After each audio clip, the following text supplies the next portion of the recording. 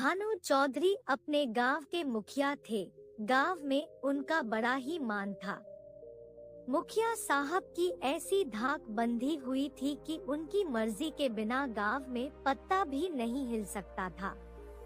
कोई भी घटना हो, चाहे वह सास बहू का विवाद हो, मेड़ या खेत का झगड़ा हो, चौधरी साहब ही सभी झगड़ों का निपटारा करते थे। चौधरी जी के दरबार में जो फैसला हो जाता तो किसी को अदालत जाने की जरूरत ना पड़ती थी।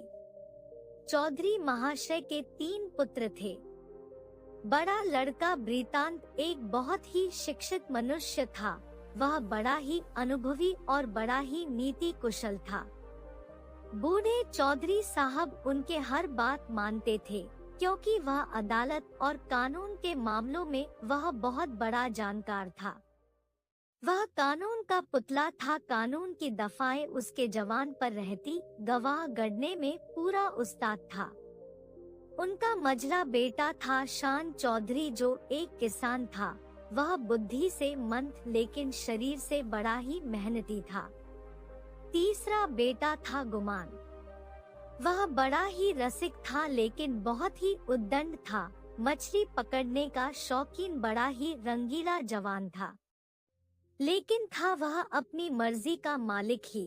किसी भी गुड़ की धमकी, शिक्षा और उपदेश का उस पर कोई भी असर नहीं होता। उसकी भाभियां अभी तक उसकी ओर से निराश ना हुई थी। वह उसे अभी तक कड़वी दवाइयां पिलाती रहती, पर वह आलस्य का मारा उस पर कोई भी असर ना होता था। ऐसा कोई ही बिरला दिन जाता जब गुमान को उसकी भाभियों ने कोई कटु वाक्य ना कही हो। यह वैसिले शब्द कभी कभी उसके कठोर हृदय पर चुभ भी जाते थे, किंतु यह घाव रात भर से अधिक न टिकते। भोर होते ही उसके थकान और पीड़ा शांत हो जाते। सुबह उठते ही वह हाथ मुंह धोता, बंसी उठाई और तालाब की तरफ चल दिया। बूढ़े चौधरी ने कई पेतरे बदल बदल कर उसको समझाने की कोशिश की, परंतु कोई लाभ ना हुआ। भाई लोग तीखी निगाह से उसको देखा करते, पर गुमान उन लोगों के बीच से इस तरह अकड़ता चला जाता जैसे कोई मस्त हाथी कुत्तों के बीच से निकल जाता हो। उसे सुमार्ग पर लाने के लिए क्या क्या उपाय नहीं किए गए। बाप उसे समझाता, बेटा ऐसी राह पर मत चलो जहाँ पर तुम्हारा और तुम्हारे परिवार का निर्वाह ना हो सके। भाइयों के भरोसे तक कब तक रहोगे? मैं तो पका आम हूँ, आज टपका या कल कुछ पता नहीं। फिर तुम्हारा निर्वाह कैसे होगा? भाई भी तुम्हें ना पूछेंगे। भाभियों के रंग तो तुम देख ही रहे हो। तुम्हारे खुद के भी बाल बच्चे हैं, उनका भार कैसे संभालोगे? खेती में जी नहीं लगता तो कोई और काम कर लो। पर गुमान खड़ा खड़ा यह सब सुनता रहता। वह तो पत्थर का देवता था, कभी ना पसीजता। गुमान की इन सब हरकतों का दंड उसकी बेचारी पत्नी को भोगना पड़ता था। मेहंत के घर के जितने भी काम हो वह उसी के सिर पर थोपे जाते। चाहे उपले बनाना हो, कुएं से पानी लाना हो, आटा पीसना, सब काम वही करती। जेठानियां सीधे मुंह से बात ना करती थी, बस अपने वाक्यों के बाण से उसे छेदा करती। एक बार जब वह पति से कई दिन तक रूठी रही तो गुमान कुछ नरम हुए और अपने पिताजी से जाकर बोले, मुझे कोई दुकान खुलवा दीजिए। चौधरी ने परमात्मा को धन्यवाद दिया और फुला ना समाया, कई 100 रुपए लगाकर कपड़े की एक दुकान खुला दी गई। गुमान के जैसे भाग्य जाग गए। अलग अलग तरह के कुर्ते और कई तरह के थान दुकान में लाकर रखे गए, परंतु यहाँ पर भी गुमान का आलस्य ही आड़े आया। सौदा बिके या ना बिके उसे लाभ जरूर होता था। दुकान खुल तो गई थी, वहीं पर उसके 5-10 मित्र आ जमते और सारा दिन गोपबाजी करते रहते। मित्रों के साथ गोपबाजी और चाय नाश्ता, बस यही उसकी दुकान पर चल रहा था। इस तरह से 3 महीने चैन से कट गए। गुमान ने खूब दिल खोलकर अपने अरमान निकाले, यहाँ तक कि सारी लागत भी चौपट हो गई। डांट के एक टुकड़े के सिवाय कुछ भी ना बचा। घर वालों को जब यह पता चला तो बूढ़े चौधरी को भी बहुत गुस्सा आया। भाभीियों ने घर आंदोलन मचाया और कहा, इतनी बड़ी दुकान को इस निखट्टू ने भस्म कर दिया, अब हम कहाँ मुंह दिखाएं? और कौन सा मुंह लेकर यह घर में पैर रखता है? किंतु गुमान के तेवर जरा भी मैले ना हुए। वह मुंह लिए फिर घर आया और वही पुरानी चाल चलने लगा। बड़ा भाई ब्रीतान उसके यह थाड़ पाट देखकर जल जाता था और सोचता था, सारा दिन मेहनत मैं करूं, पसीना में बहाव और सुख की जिंदगी जिए ये गुमान, खुद तो बस यह अपाहिज सारा दिन चारपाई तोड़ता है और बन ठन कर निकलता है। ऐसे वस्त्र तो शायद मुझे मेरे ब्याह पर भी ना मिले होंगे। मझले भाई शान के मन में भी कुछ ऐसे ही विचार उठते थे। अंत में यह जलन उनसे सही ना गई और अग्नि भड़क उठी। एक दिन बड़े भाई ब्रीतांत की पत्नी ने गुमान के सारे कपड़े उठाए और मिट्टी का तेल उड़ेलकर उन पर आग लगा दी। ज्वाला उठी, सारे कपड़े देखते ही देखते जलकर राख हो गए। गुमान बेचारा रोता ही रह गया।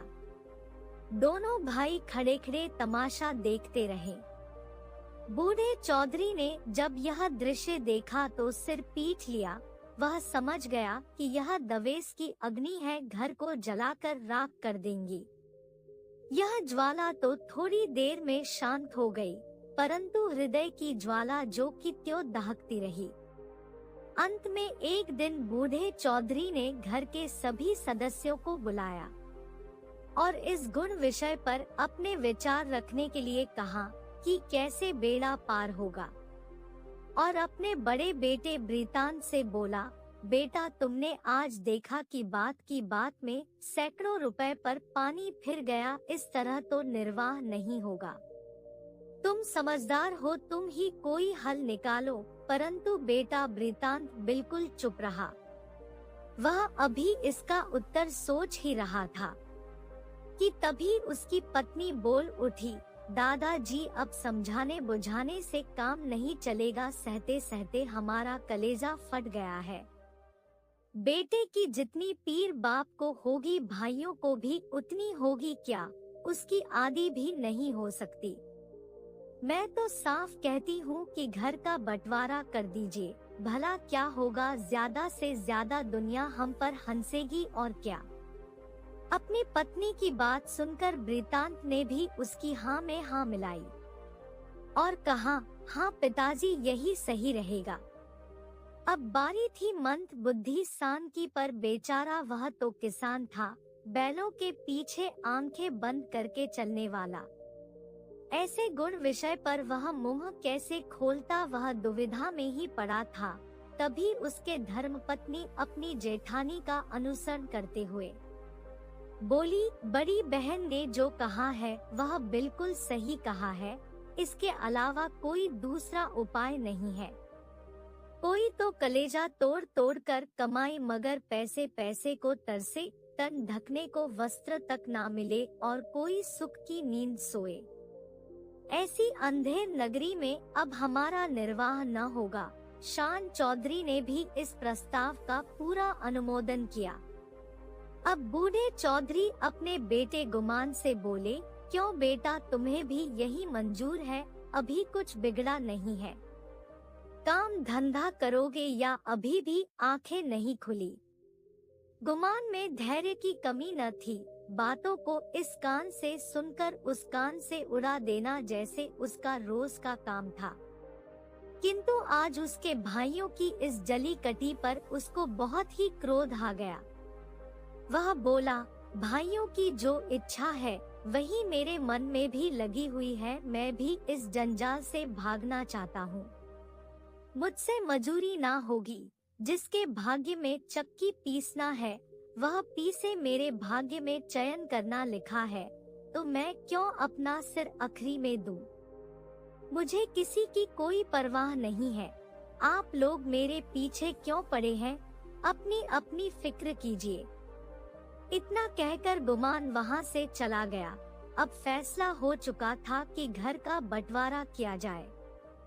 2-3 दिन तक गुमान ने घर पर खाना नहीं खाया। वह बाहर ही रहता और चौपाल पर सोया रहता। अंत में बूढ़े चौधरी गए और उसे मनाकर घर ले आए। उसी गांव में एक फेरी लगाने वाला आदमी जिसका नाम था गुरुदीन, जो सप्ताह में एक बार उस गांव में फेरी लगाया करता था। गुरुदीन की टोकरी में तरह तरह की मिठाइयाँ होती थी। गांव के बच्चे तो जैसे बस उसी का इंतजार किया करते थे। गुरुदीन की आवाज सुनते ही जैसे सारे गांव के बच्चे उसी की तरफ दौड़ पड़ते। वह गांव में हर मंगलवार को आया करता था। आज उसी के आने का दिन था और सभी बच्चे उसकी प्रतीक्षा कर रहे थे। गुरुदीन एक बूढ़ा सा मैला कुचेरा आदमी था, किंतु आसपास के गांव में उसका नाम किसी भी हनुमान मंत्र से कम ना था, क्योंकि उसकी आवाज सुनते ही बच्चों में जैसे जोश भर जाता था। जहां बच्चों के लिए उसके पास मिठाइयाँ थी, वहीं उनकी माताओं के लिए इससे भी ज्यादा मीठी बातें थी।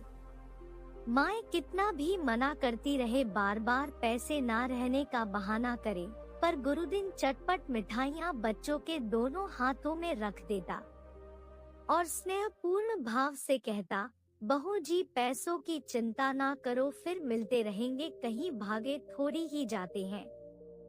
आज भी मंगल का ही दिन था। बच्चे बड़े बेचैनी से दरवाजे पर खड़े हुए गुरुदीन की राह देख रहे थे। देखने में ही गुरुदीन आता हुआ दिखाई दिया। लड़कों ने दौड़कर उसका दामन पकड़ा और आपस में खींचातानी होने लगी। कोई कहता मेरे घर चलो तो कोई अपने घर का न्योता देता। सबसे पहले भानु चौधरी का मकान पड़ता था। गुरुदीन अपना टोकरा लेकर वहां पर पहुंच गया। मिठाइयों के लूट शुरू हो गई। बालकों और स्त्रियों का झुंड लग गया। वृतांत की पत्नी अपने बच्चों के साथ निकली और शान की पत्नी भी अपने लड़कों के साथ वहां पर उपस्थित थी। गुरुदीन ने मीठी बातें करना शुरू की। पैसे झोली में रखे धेले की मिठाई दी और धेले का आशीर्वाद। लड़के मिठाई हाथों में लिए हुए उछलते कूदते घर में दाखिल हो गए। अगर सारे गांव में कोई ऐसा बालक था जिसने गुरुदीन की उदारता से लाभ उठाया हो, तो वह था गुमान का लड़का धान। यह तो बहुत मुश्किल था कि बालक धान अपने भाई बहनों को हंस हंस कर और छल छल कर मिठाइयाँ खाते देखे और सब्र कर जाए। उस पर भाइयों के बच्चे उसे मिठाइयाँ दिखा दिखा कर और ललचाते चढ़ाते हुए खाते। बेचारा धान चिकता और अपनी माता का आंचल पकड़कर उसे दरवाजे की तरफ खींचना था, पर वह अबला क्या करे। उसका हृदय बच्चे के लिए ऐड ऐड कर रह जाता था। उसके पास एक पैसा भी नहीं था। वह अपने दुर्भाग्य पर, जेठानियों की निष्ठुरता पर और सबसे ज्यादा अपने पति के निखट्टूपन पर कुड़ कर रह जाती थी। अपना आदमी ही ऐसा निकम्मा हो तो दूसरों का मुंह ही देखना पड़ता है। उसने अपने बेटे को उठा लिया और प्यार से उसे दिलासा देने लगी। बेटा रो मत, अगली बार जब गुरुदीन आवेगा तब तुम्हें भी मिठाई लाकर दूंगी, नहीं तो इससे भी अच्छी मिठाई बाजार से मंगवा दूंगी। तुम कितनी मिठाई खाओगे? यह कहते कहते उसकी आंखें भर आई। यह मनहूस मंगल हर सप्ताह चले आता है, फिर कोई बहाना करना पड़ेगा। है अपना बच्चा डेली की मिठाई को तरसे और घर में किसी का पत्थर सा कलेजा भी ना पसीजे। वह बेचारी तो अपनी चिंताओं में डूबी हुई थी और धान किसी तरह चुप ना हो पाता था। जब माँ का बस नहीं चला तो उसने अपने बेटे को उतार कर जमीन पर रख दिया। वह रो रो कर सारी दुनिया को सिर पर उठाने लगा। माँ ने उसे बहुत बहलाया फुसलाया, यहाँ तक कि उसे बच्चे के हट पर क्रोध भी आ गया। कहाँ तो वह बच्चे को प्यार से चिपकाती थी, परंतु इस बार ऐसा झल्लाई कि उसे 2-3 झापड़ जोर जोर से लगाकर और घुड़कर बोली, चुप रहा अभागे, तेरे ही मुंह मिठाई खाने का है क्या? अपने दिन को नहीं रोता, मिठाई खाने चला है, तेरे भाग्य में मिठाई खाना है ही नहीं। गुमान वही द्वार पर बैठा हुआ बड़े ध्यान से देख रहा था। वह अपने बच्चे को बहुत चाहता था। इस वक्त यह थप्पड़ बच्चे के मुंह पर नहीं बल्कि उसके हृदय पर तेज भाले के समान लगा था और चुप गया था। शायद उसकी पत्नी का अभिप्राय भी यही था। जिस तरह पत्थर में आग छिपी रहती है, उसी तरह मनुष्य के हृदय में भी, चाहे वह कैसा भी क्रूर और कठोर क्यों ना हो, कोमल भाव छिपे रहते हैं। गुमान की आंखें भर आई, आंसू उसके चेहरे पर लुढ़कने लगे। गुमान सचेत हो गया। उसने अपने बच्चे को गोद में उठा लिया और अपनी पत्नी को देखते हुए बड़े ही करुण स्वर में बोला, बच्चे पर इतना क्रोध क्यों करती हो? तुम्हारा दोषी मैं हूँ, मुझको जो दंड देना चाहो वह दो। परमात्मा ने चाहा तो कल से लोग इस घर में मेरा और मेरे बाल बच्चों का भी आदर करेंगे। तुमने आज सदा के लिए मुझे जगा दिया है। मेरे कानों में यह शंखनाद कर दिया कि मुझे कर्म के पथ पर ही चलना होगा। इस घटना के बाद आलसी गुमान का हृदय ऐसा परिवर्तित हुआ कि वह अब आलसी गुमान न रहकर एक मेहनती आदमी बन चुका था। अब वह गांव में मजदूरी करता, अपने खेतों में काम करता और इतना धन अर्जित कर लेता जिससे वह अपने परिवार का निर्वाह सुख से कर सके। गुमान में आए इस परिवर्तन से उसका पूरा परिवार भी खुश था। बूढ़े भानु चौधरी भी अपने बेटे में आए इस परिवर्तन को देखकर बहुत ही खुश थे।